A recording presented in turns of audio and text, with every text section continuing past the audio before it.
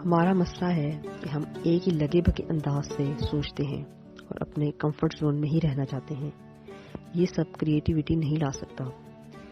Creativity تب آتی ہے جب ہم چیزوں کو ڈفرینٹ پرسپیکٹو سے دیکھتے ہیں, انیوژل دیکھتے ہیں. سوچ بنانی پڑتی ہے, اس پہ کام کرنا پڑتا ہے. ورٹیکل تھنکنگ سے لیٹرل تھنکنگ پہ جانا پڑتا ہے. سوچ کو سوچ دینے کا نام ہی لیٹرل تھنکنگ ہے. لاجک پر ہی رہتے ہیں اور رسک ٹیکرز نہیں ہوتے, اور رسک ٹیکرز ہی ایکسٹرا آرڈنری کام کرتا ہے. قرآن میں بھی ہے, سوچنے والوں کے لیے نشانیاں ہیں, غور و فکر کرنے والوں کے لیے نشانیاں ہیں.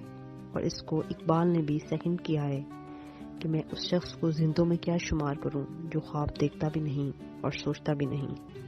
ہمارا دماغ اس دنیا کی واحد چیز ہے جو ہماری سوچ, ہمارے احساسات, ہمارے خیالات اور ہماری کوشش کا نام ہے. جتنا ہم کوشش کرتے ہیں اتنا ہم پا لیتے ہیں.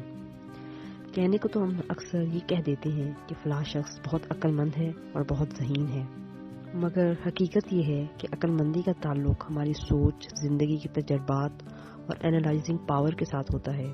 جتنا زیادہ آپ سوچیں گے اتنے زیادہ آپ ذہین بنیں گے. سائنس کے مطابق ایک آئنسٹائن ہی واحد انسان تھا جس نے صرف 5% تک اپنے دماغ کا استعمال کیا اور پوری دنیا میں تہلکہ برپا کر دیا. دراصل کریٹو تھنکنگ سے مراد کسی چیز کو نئے انداز سے سمجھنا, کسی معلومات کو اپنے دماغ میں اس طرح محفوظ کرنا جیسے وہ آپ کے لیے ہے. فار ایگزامپل, اگر آپ کو کوئی کہتا ہے کہ زمین گول ہے تو یہ ایک معلومات ہے, مگر کریٹو شخص اس بات کے ثبوت کو تلاش کرے گا اور تب تک نہیں مانے گا جب تک اس کا دماغ اس کے ثبوت کو تسلیم نہ کرے.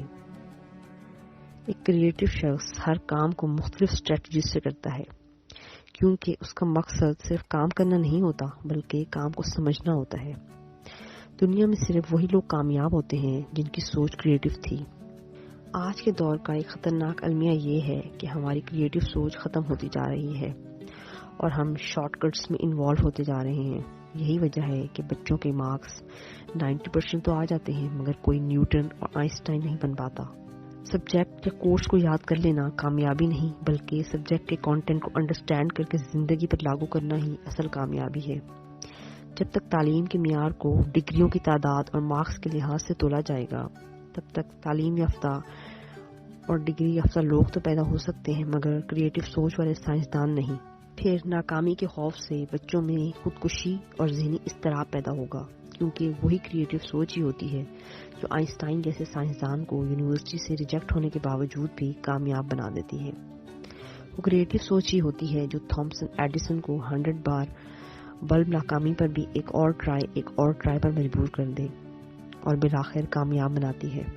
ایڈورڈ ڈی بونو کہتا ہے کہ جو بندہ نیا سوچ سکتا ہے وہ میکسیمم پاسبلٹیز سوچ سکتا ہے اور وہ زیادہ کریٹو ہو سکتا ہے. ایڈورڈ ڈی بونو کہتا ہے کہ رینڈمنس ہی کریٹیوٹی کی ہے. ہم کو لاجیکل تھنکنگ پسند ہے, ہم کو رینڈم تھنکنگ پسند نہیں ہے, اور وہی سب سے بڑی پرابلم ہے. جب آپ لاجیکل تھنکنگ کرتے ہیں تو کریٹیوٹی کم ہو جاتی ہے.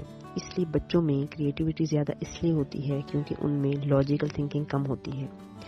جیسے جیسے بچے بڑے ہوتے ہیں ان میں لاجیکل تھنکنگ بڑھ جاتی ہے اور اپنے آپ کریٹیوٹی کم ہو جاتی ہے.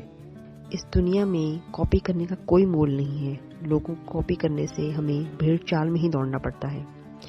چاہے ہم کاپنگ سسٹم کو کتنا ہی بڑا کیوں نہ کر لیں, اسٹرگل ہمیشہ کرنا ہوگا. اس لیے اپنے کام کو ہمیشہ کریٹو بنانے کی کوشش کریں اور اپنی سوچ کو کریٹو بنائیں. ہماری لائف میں بھی بہت ساری ایسی ٹف سچویشنز آ جاتی ہیں جس پہ ہمیں سوچنا مشکل ہو جاتا ہے کہ ہم کیا کریں. ہمیں لگتا ہے کہ لائف کے سارے دروازے بند ہو چکے ہیں اور دروازے میں سے کیسے نکلا جائے. یہ میری لائف کی سب سے بڑی پرابلم ہے. لیکن اگر آپ out of the box think کریں گے جس طرح اس لڑکے نے کی تو آپ جا کے اس پرابلم سے ڈیفینیٹلی سلوشن نکال پائیں گے. یہ سلوشن پرابلم کے اندر ہی چھپی ہوئی ہوتی ہے, بس مائنڈ کو اوپر نیچے کرنے کی ضرورت ہے اور سلوشن آپ کے سامنے ہوگا.